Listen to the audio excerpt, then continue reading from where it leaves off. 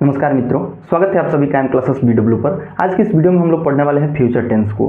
Future tense क्या होता है और फ्यूचर टेंस के वाक्य को कैसे बनाया जाता है। आने वाले भविष्य में जैसे हम लोग कह देते हैं हाँ मैं कर दूंगा, मैं ये काम करूंगा, मैं वो काम करूंगा, उस चीज़ को अंग्रेजी में अनुवाद कैसे किया जाता है फ्यूचर के लिए, भविष्य के लिए, उसे हम लोग पढ़ने वाले हैं। तो वीडियो को अंत तक देखते रहिए, अपने भाइयों बहनों तथा दोस्तों में, मित्रों में शेयर कीजिए और वीडियो को लाइक कर दीजिए। और अगर इस चैनल पर पहली बार विजिट किए हैं तो चैनल को सब्सक्राइब कीजिए। तो चलिए वीडियो को शुरू करते हैं। देखिए, आज के इस वीडियो में हम लोग पढ़ने वाले हैं फ्यूचर इंडेफिनिट टेंस को, यानी कि उसको सिंपल टेंस के नाम से भी जाना जाता है। हम लोगों ने जब पास्ट टेंस और प्रेजेंट टेंस को पढ़ा था तो इंडेफिनिट को हम लोगों ने सिंपल टेंस कह के संबोधित किया था, मतलब कि नाम दिया था, क्योंकि इसका नाम एक और सिंपल टेंस भी है। ठीक है, सो हम लोग फ्यूचर टेंस को आज पढ़ने वाले हैं और फ्यूचर टेंस में सिंपल टेंस को यानी कि इंडेफिनिट टेंस को पढ़ रहे हैं हम लोग। और आगे हम लोग जो पढ़ेंगे तो फ्यूचर कंटिन्यूअस टेंस, और उसका भी एक दूसरा नाम होता है प्रोग्रेसिव टेंस। ठीक है, कंटिन्यूअस का मतलब लगातार होते रहना, तो प्रोग्रेसिव का मतलब ही होता है कि कोई कार्य जो है वो प्रगति पर है। परफेक्ट का मतलब पूर्ण होता है, परफेक्ट कंटिन्यूअस। इसके बारे में हम लोगों ने बहुतों बार चर्चा किया है, बहुतों बार क्या, 2 बार चर्चा किया हम लोग। तो आगे जब पढ़ेंगे हम लोग चर्चा करेंगे। ठीक है, सो आज की इस वीडियो में हम लोग फ्यूचर इंडेफिनिट टेंस को पढ़ने वाले हैं, आई मीन सिंपल टेंस पढ़ने वाले हैं। तो देखिए, इसका भी पहचान होता है किसी वाक्य के अंत में मुख्य क्रिया के साथ, मेन वर्ब के साथ गा है, गी है, गे है नहीं, बट गा, गी और गे, यह फ्यूचर इंडेफिनिट टेंस का पहचान होता है। हमने इस टेंस में दोनों नामों का यूज किया है, सिंपल टेंस और यहाँ से फ्यूचर इंडेफिनिट टेंस के नाम से भी। ठीक है, यह पहचान होता है, मतलब क्या होता है, तो मुख्य क्रिया के साथ गा, गी और गे का प्रयोग किया गया हो तो वह फ्यूचर इंडेफिनिट टेंस यानी सिंपल टेंस का पहचान होता है। जैसे कि यहाँ से आप लोग देखिए, मैं जाऊंगा, जाना तो एक क्रिया है, ठीक है, और उसी के साथ सम्मिलित है गा। ठीक है, सो यही हम सबका पहचान है, गा, गी, गे। ठीक है, सो उसी प्रकार से है, मैं अंग्रेजी पढ़ाऊंगा, तुम बाजार जाओगे, मैं कल पढ़ूंगा, मैं गाना गाऊंगा, सोहन कल नाचेगा, गाएगा। इस प्रकार से वाक्य के अंत में और मुख्य क्रिया के साथ, मुख्य कहने का अर्थ है कि मेन रोल जिसका हो, जैसे कि अंग्रेजी, कोई फायदा नहीं है, ये ऑब्जेक्ट है, वर्ब है। ठीक है, और ये करता है पढ़ना। ठीक है, पढ़ाना जो है मेन वर्ब है, काम, मुख्य काम यही है, और उसी के साथ ये गागी दिखे, मतलब कि मेन वर्ब के साथ गागी गे दिखे, वह फ्यूचर इंडेफिनिट टेंस का पहचान होता है। ठीक है, और इसका मेन स्ट्रक्चर जो होता है जिसपे सारे वाक्य बनाए जाते हैं, देखिए यहाँ से अफर्मेटिव, निगेटिव, इंट्रोगेटिव, और इंट्रोगेटिव में ही WH वाला जो आता है उसको, और फिर यहाँ इंट्रोनिगेटिव और WH में भी जो निगेटिव आता है उसको भी। देखिए कुल इस प्रकार से बनते हैं, बट जो मेन स्ट्रक्चर होता है, सूत्र होता है, यहाँ से हम लिख दे रहे हैं, इसका फॉर्मूला होता है वो यही होता है। ठीक है, सब्जेक्ट प्लस शैल या will plus verb 1 plus object. आप सभी को बता दें, यहाँ पर किसी भी प्रकार का जो है वो V2 का, V3 का और V4 V5 का प्रयोग नहीं करना है, बट इसमें केवल V1 का ही प्रयोग करना है। और यहाँ से लिखे हैं, ध्यान दीजिएगा आप सभी लोग, यहाँ एस या ES या फिर किसी भी फॉर्म का, मतलब कि V1 V2 V3 का प्रयोग नहीं करना है, बल्कि एक शर्त है यहाँ पे। जैसे कि हम लोग प्रेजेंट इंडेफिनिट टेंस को पढ़ रहे थे तो उसमें ये था कि सब्जेक्ट अगर सिंगुलर हो तो हम लोग एस या ES का प्रयोग कर रहे थे, और सिंगुलर नहीं था तो नहीं कर रहे थे, और डू या डज का प्रयोग भी कुछ उसी प्रकार से हम लोग कर रहे थे। बट यहाँ पर उस प्रकार का कोई भी बात नहीं है, यहाँ पर एक शर्त है कि आई और वी के साथ शैल का प्रयोग करना है। ठीक है, इतना आप सभी लोग ध्यान में रखिएगा।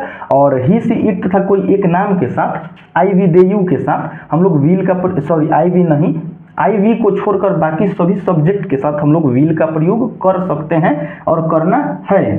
बट ये बात जो है, ये बात हो गई पुरानी। ये जो पहले का इंग्लिश था उसमें ये शर्त था कि आई और वी के साथ सेल का प्रयोग करना है, मतलब करना है, विल का प्रयोग नहीं किया जा सकता है। बट मॉडर्न इंग्लिश जो है, अभी जो इंग्लिश आया है उसमें हम लोग आई और वी के साथ भी विल का प्रयोग कर सकते हैं। कहने का अर्थ है कि विल का प्रयोग हम लोग हर जगह कर सकते हैं, कोई गलत नहीं होगा। और सेल का भी प्रयोग हम लोग आई और वी के साथ कर सकते हैं, इसमें भी कोई त्रुटि वाली बात नहीं है। यहाँ से लिखे हैं, आप सभी लोग देखिएगा, पहले इन सभी चीज़ों पर ध्यान दिया जाता था, पर अब मॉडर्न इंग्लिश में विल का प्रयोग जो है, विल एक हेल्पिंग वर्ब होता है और सेल भी एक हेल्पिंग वर्ब होता है, और ये जो है फ्यूचर टेंस में प्रयोग किए जाते हैं। ठीक है, सो विल का प्रयोग हर जगह पर किया जा सकता है, इसमें कोई गलती नहीं होगा। तो आइए अब हम अपने सेंटेंसों पर ध्यान देते हैं और अपने स्ट्रक्चर पर ध्यान देते हैं। तो देखिए, हर एक टेंस में पहले अफर्मेटिव सेंटेंस होता है, यानी कि हम लोग कह सकते हैं पॉजिटिव सेंटेंस होता है, नकारात्मकता उसमें नहीं आती और प्रश्नवाचक नहीं आते। जैसे कि यहाँ से फर्स्ट एग्जांपल है, मैं अंग्रेजी पढ़ाऊंगा। सो उससे पहले हम लोग स्ट्रक्चर को देखें, तो स्ट्रक्चर है सब्जेक्ट प्लस सेल या will plus verb one plus object. आप सभी लोग याद रखिएगा कि सेल का प्रयोग आई और वी के साथ कर सकते हैं, बट विल का प्रयोग सबके साथ कर सकते हैं। और हमने दोनों तरीकों से इस सवाल को बनाकर लाया है, जिस प्रकार से आपको उचित लगे आप सभी लोग लिख सकते हैं, इसमें से गलती कोई सा भी नहीं है। जैसे कि हम लोग बना सकते हैं, मैं के लिए आप सभी को पता है सब्जेक्ट जो है मैं, यानी कि कर्ता मैं है, और मैं का इंग्लिश आई होता है, और आई के साथ हम लोग सेल का प्रयोग कर सकते हैं, और विल का प्रयोग तो हर जगह कर सकते हैं। बट इसको रखकर भी बनाए तो गलती नहीं है, और इसको भी रखकर बनाए तो गलती नहीं है। बट सेल का जो प्रयोग है, ये ही सी इट दे यू वे दे यू या फिर किसी भी नाम के साथ सेल का प्रयोग नहीं कर सकते हैं।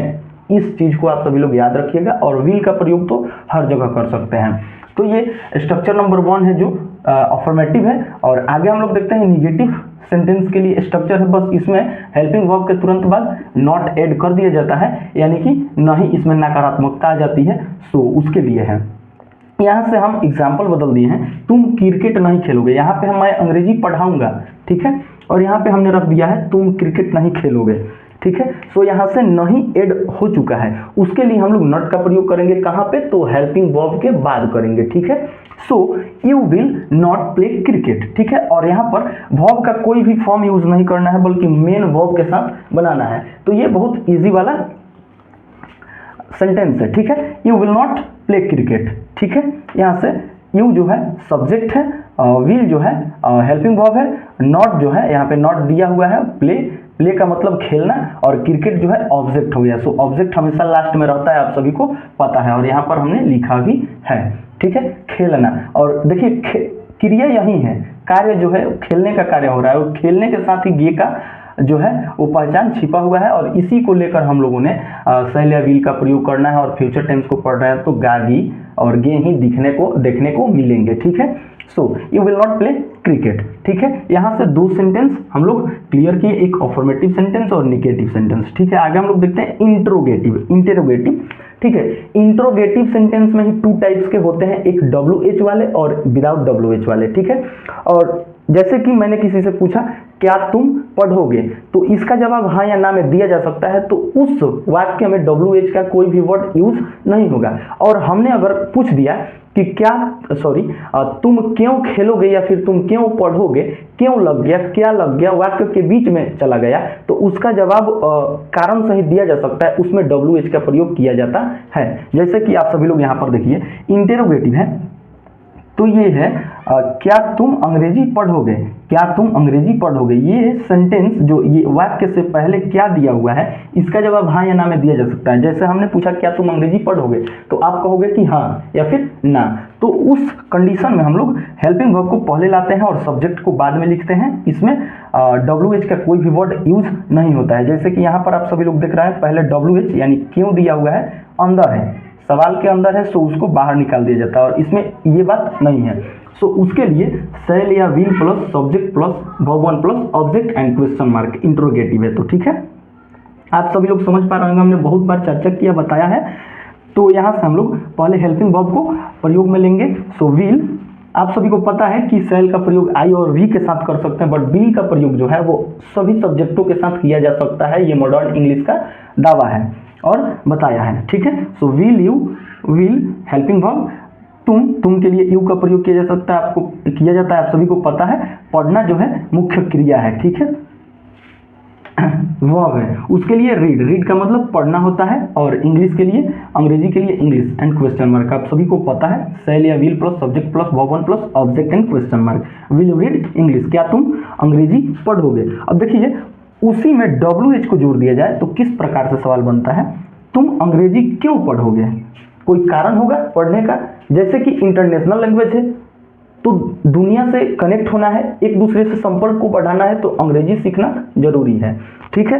तो ये एक कारण हो गई, हमने जो कारण पूछा नहीं, मतलब कि कारण सही जिसका जवाब दिया जा सकता है। कारण हो गया ये कि इंटरनेशनल लैंग्वेज है, दुनिया से एक दूसरे से कनेक्ट होना है, सो उसके लिए हमको अंग्रेजी सीखना है, ये है कारण। सो उसी के लिए WH का प्रयोग किया जाता है। तो देखिए आप सभी लोग क्यों के लिए वाई का प्रयोग किया जाता है। सो स्ट्रक्चर में देखिए WH प्लस शैल या will plus subject plus verb one plus object, ठीक है।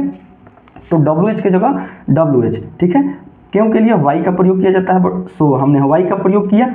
हेल्पिंग वर्ब है शैल या विल, ठीक है। तो और कर्ता जो है, सब्जेक्ट जो है तुम के लिए यू का प्रयोग करता है, और यू के लिए विल का। अगर यहाँ पे मैं होता या फिर हम होता तो वी का प्रयोग करते अगर हम लोग, तो वी के लिए, सॉरी हम के लिए या फिर मैं के लिए वी का प्रयोग, या फिर आई का। और आई जो रहता तो हम लोग सोचते कि शैल का भी प्रयोग कर सकते हैं, बट यहाँ पर यू है, सो उसके लिए हम लोग विल का प्रयोग करेंगे, ठीक है। Why will you read English, तुम अंग्रेजी क्यों पढ़ोगे। उम्मीद करते हैं आप सभी लोग बारीक से समझ पा रहे होंगे, क्योंकि इतना डिटेल्स में शायद हो सकता है कोई ना बताता हो, ठीक है। आगे हम लोग देखते हैं इंट्रोनिगेटिव, एंड इंट्रोनिगेटिव में WH के क्वेश्चंस को किस प्रकार से बनाया जाता है। जैसे कि एग्जांपल देखिए, क्या तुम अंग्रेजी नहीं पढ़ोगे, क्या तुम अंग्रेजी नहीं पढ़ोगे, इसका भी जवाब हाँ या ना में दिया जा सकता है। उसके लिए हम लोग WH का प्रयोग नहीं करेंगे। WH का प्रयोग कहाँ करेंगे, जहां पे कारण सहित बताना हो, ठीक है। सो यही वाला सवाल है, क्या तुम अंग्रेजी पढ़ोगे, हाँ या ना। क्या तुम अंग्रेजी नहीं पढ़ोगे, नहीं या फिर हाँ। उसके बाद तुम अंग्रेजी क्यों पढ़ोगे, तो फिर यहाँ पे है तुम अंग्रेजी क्यों नहीं पढ़ोगे, कारण सहित बताना है, क्यों नहीं पढ़ोगे या फिर क्यों पढ़ोगे, ठीक है। सो उसके लिए WH का प्रयोग करना है और नहीं भी करना है। ये दोनों जो है इंट्रोनिगेटिव सेंटेंस के अंदर आते हैं। उसके लिए देखिए शैल या will plus subject plus not plus verb one plus object, ठीक है। हमेशा से हम बताए हैं कि सब्जेक्ट के तुरंत बाद नॉट का प्रयोग कर दिया जाता है इंट्रोनिगेटिव में, तो बन जाता है, ठीक उसी प्रकार बनेगा जिस प्रकार से ये बना। देखिए हेल्पिंग वर्ब है शैल या विल, सो यू है तो हम लोग विल का प्रयोग करेंगे। Will you not, subject you है, नॉट एंड पढ़ना। वर्ब है रीड का हम लोग प्रयोग कर देंगे, एंड अंग्रेजी English, will you not read English, क्या तुम अंग्रेजी नहीं पढ़ोगे। उम्मीद करते हैं आप सभी लोग इसको भी समझ चुके होंगे। और आगे है तुम अंग्रेजी क्यों नहीं पढ़ोगे, ठीक है। So why will you not read English, तुम अंग्रेजी क्यों नहीं पढ़ोगे। उस प्रकार से देख लीजिए स्ट्रक्चर को WH प्लस शैल या will plus subject plus not plus verb one plus object and question mark को देना हम लोग नहीं भूलेंगे, क्योंकि यह प्रश्नवाचक सवाल है। तो देखिए बिल्कुल स्ट्रक्चर के माध्यम से ही बनाया गया है। WH क्यों के लिए वाई का प्रयोग किया जाता है, and subject sorry helping verb है, हेल्पिंग वर्ब में से कोई एक उठा लेंगे, एक अकॉर्डिंग टू सब्जेक्ट के अकॉर्डिंग हम लोग हेल्पिंग वर्ब को रखेंगे। वाई विल यू, उसके बाद सब्जेक्ट के तुरंत बाद हम लोग नॉट का प्रयोग करेंगे, ठीक है। उसके बाद वर्ब वन है, मेन वर्ब है, सो पढ़ने के लिए रीड का प्रयोग किया जाता है, रीड, और क्या तो अंग्रेजी इंग्लिश, ठीक है, एंड क्वेश्चन मार्क, ठीक है। उम्मीद करते हैं आप सभी लोग इस सारे सेंटेंसेस को समझ चुके होंगे और वीडियो भी पसंद आया होगा। सो वीडियो को लाइक कीजिएगा, अपने भाइयों बहनों तथा दोस्तों में शेयर कीजिएगा, और इस चैनल पर पहली बार विजिट किए होंगे तो चैनल को सब्सक्राइब कीजिएगा। यहाँ पर टेंस से रिलेटेड इंग्लिश ग्रामर और पॉलिटिकल हिस्ट्री और हिंदी से रिलेटेड आप सभी को वीडियो देखने को मिल सकता है। तो आज के लिए सिर्फ इतना ही। जय हिंद।